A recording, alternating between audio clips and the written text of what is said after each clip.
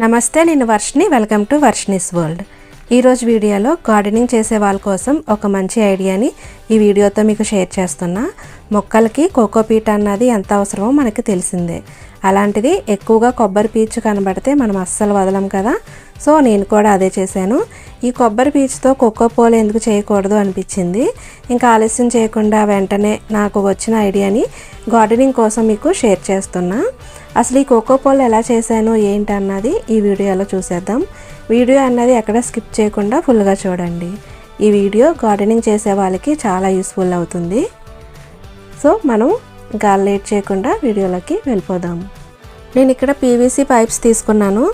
ఇవి మా house construction చేసేటప్పుడు మిగిలిన పీసెస్ అండి. సో ఇవి తీసుకున్నాను. ఇవి మీ దగ్గర ఉంటే పర్లేదు, లేకపోతే కొని తెచ్చుకున్నా పర్లేదు. నా దగ్గర వేస్ట్గా ఉన్నాయి కాబట్టి నేను వీటిని గార్డెనింగ్ కోసం యూస్ చేస్తున్నాను. ఇవి సైజులు ఉంటాయండి, ఎంఎం సైజులు. అవి చూసి తీసుకోవచ్చు. అలాగే మనకి ఎంత హైట్ కావాలన్నది లెంత్ అన్నది కూడా చూసి తీసుకోవాలి.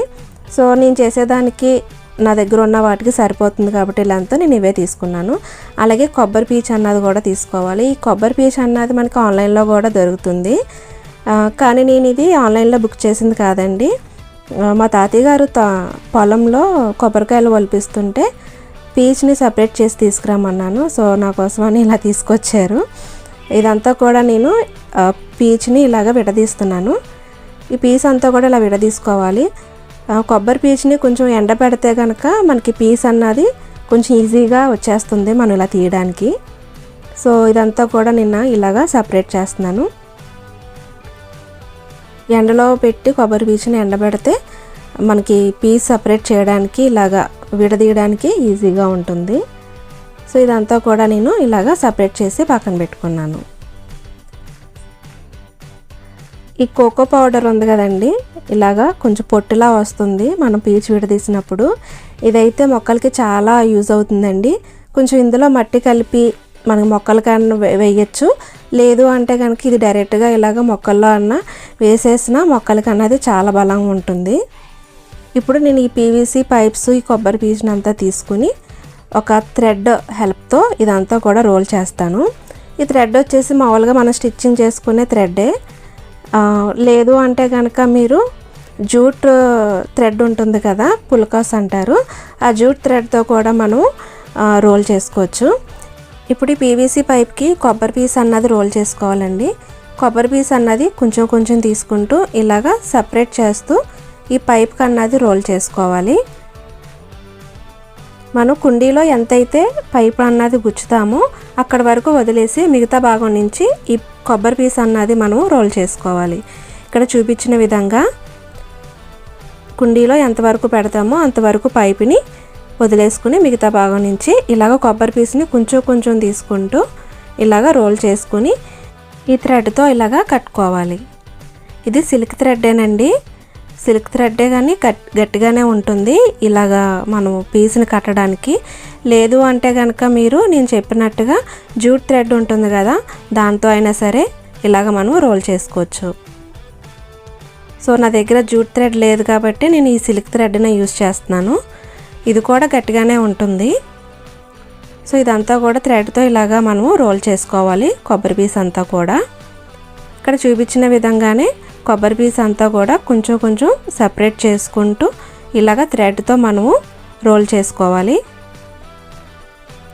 కొబ్బరి పీసు మనం ముందుగానే ఇలాగ విడదీసాం కదా, మళ్ళీ పైప్కి ఇలాగ రోల్ చేసేటప్పుడు కూడా కొంచెం కొంచెం విడదీసుకుంటూ ఇలాగ పైప్కి అన్నది చుట్టుకోవాలి. ఇక్కడ చూపించిన విధంగా ఇలాగ విడదీసుకుంటూ పైపు చుట్టుకోవాలండి. పైప్ అన్నది ఇది నేను యూజ్ చేసే పైపు కొంచెం సన్నంగానే ఉంది. మీరు ఒకవేళ లావు పైప్ అయినా సరే, దీని మీద కొంచెం ఒక లావు పైప్ అయినా సరే దానికి కూడా ఇలాగ కొబ్బరి పీస్ అన్నది మనం రోల్ చేసుకోవచ్చు.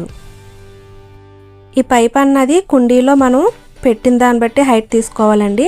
పెద్ద కుండీ అయితే కనుక కొంచెం హైట్గా ఉన్న పైప్ అన్న తీసుకోవచ్చు. కొంచెం చిన్న కుండీ అయితే పైపు హైట్ తక్కువ ఉన్నది తీసుకోవాలి. సో కొబ్బరి పీస్ అంతా కూడా నేను ఇలాగా రోల్ చేసాను మొత్తం పైప్కి. చూసారా, ఇదంతా రోల్ చేశాను. ఇంకా మనకి బయటికి పీసు కనబడుతూ ఎక్స్ట్రాస్ ఉన్నాయి కదా, ఇదంతా కూడా నేను మళ్ళీ థ్రెడ్తో ఇలాగ పైనుంచి కిందకి, కింద నుంచి పైకి మొత్తం కూడా థ్రెడ్తో ఇలాగ రోల్ చేస్తున్నాను. ఇలా రోల్ చేయడం వల్ల థ్రెడ్తో ఎక్కువగా కొబ్బరి పీస్ అన్నది టైట్గా ఉంటుంది. అలాగే ఇలా బయటికి వచ్చేసి అది ఉంది కదండి పీస్ అంతా, అదంతా కూడా ఈ థ్రెడ్తో ఇలాగా నొక్కేసి పైప్కి దగ్గరగా ఉంటుంది. నా దగ్గర జూట్ థ్రెడ్ లేదు కాబట్టి నేను ఈ దారంతోనే ఇలాగా రోల్ చేస్తున్నాను. సో ఇలాగ దగ్గరగా ఎంత దారం చుడితే అంత దగ్గరగా ఉంటుంది పీస్ అంతా కూడా. సో నీట్గా చుట్టుకోవాలండి. సో ఈ ఎక్స్ట్రా పీసెస్ అవి ఉన్నాయి కదా, అదేం పర్లేదు, అలా ఉన్నా పర్లేదు, లేదా మీరు బయటకు వచ్చిన ఎక్స్ట్రా కొబ్బరి పీస్ అంతా కూడా కటింగ్ చేసుకున్నా పర్లేదు. అంటే లుక్ నీట్గా కనబడుతుంది కోకో పోల్ అన్నది. సో మొత్తం అంతా కూడా నేను ఇలాగ థ్రెడ్తో రోల్ చేసాను. సో చూసారా నీట్గా ఉంది కదా. ఆన్లైన్లో కూడా మనకి ఇలాగే ఉంటాయండి కోకో పోల్ అన్నవి. సో చాలా నీట్గా వచ్చింది. రోల్ చేసేటప్పుడు కొంచెం నీట్గా చేసుకుంటే లుకింగ్ అన్నది మనకి బాగా కనబడుతుంది. సో ఫైనల్గా అయితే కోకో పోల్ అన్నది రెడీ అయిపోయింది.